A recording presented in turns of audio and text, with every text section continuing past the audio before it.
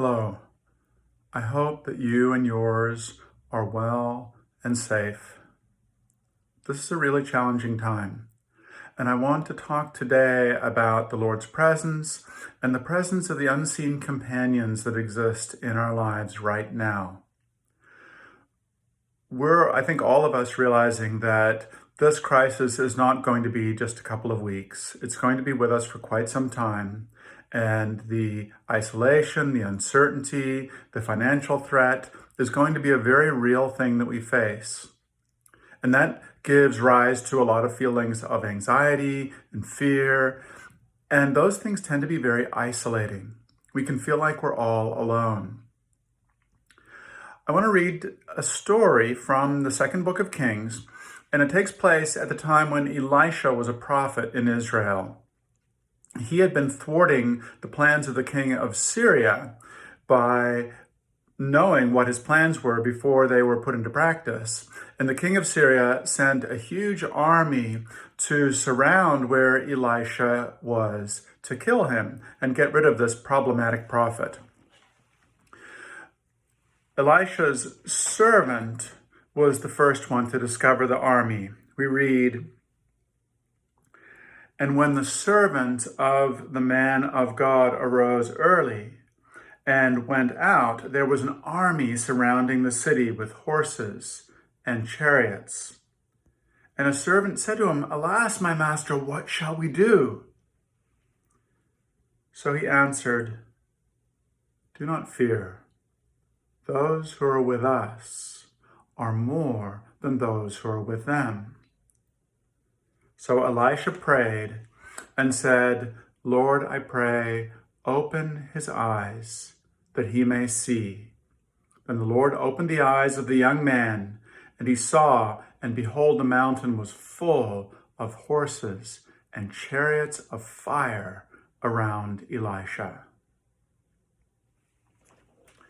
So you can imagine that servant waking up in the morning and seeing a huge army all around him. And maybe you've experienced some of the concern and panic that he would have felt as you contemplate the array of things that are looming over us.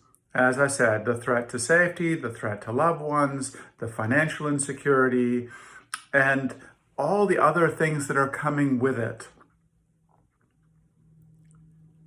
And he panicked.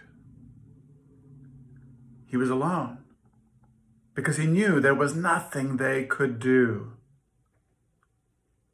But Elisha had a different perspective. "Open his eyes," he said, "that he may see." And he saw all around Elisha horses and chariots of fire. They weren't alone. In fact, there were more on their side. The story, I think, is an invitation to us to look deeper, to see that we are not alone. The Lord is on our side, obviously, but we have to lift up our minds. We have to open our eyes, the eyes of our spirit, to be able to see his presence. We have to, for a time, stop paying attention to the concerns in front of us to give time to him. There are also angels all around us who love us and want to protect us. All those who have loved us and we love, who have gone on before us, who are angels now, are with us. And of course, all the people that we love in this world are with us in spirit, whether they're in the same house, in the same town, or somewhere far across the world. And those horses and chariots of fire also stand for all the ways in which what we know from the Lord and what we love about what we know becomes a powerful force for good, so that we are not helpless against all of those things that attack us from the outside.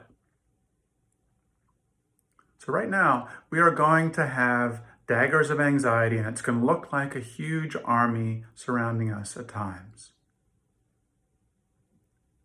What can each of us do to be turning inward to the Lord, turning to him in prayer, reflecting on our lives and looking at the good that is there, turning to His Word, looking for ways that we can serve others. When we do that, we allow the Lord to open the eyes of our spirits, to see that deeper reality, to see that internal companionship that can be with us, supporting us. It doesn't take away the problems, but it gives us the resources to deal with them with a growing sense of peace and hope. My hope for you is that you can experience more peace this week, that you can take more deep breaths to invite the Lord in. The Bernathen Pastoral staff would love to support you in any way you can. We can. Please reach out to us so that we can offer you support. Wishing you and your family health and a sense of the Lord's protection and safety and peace.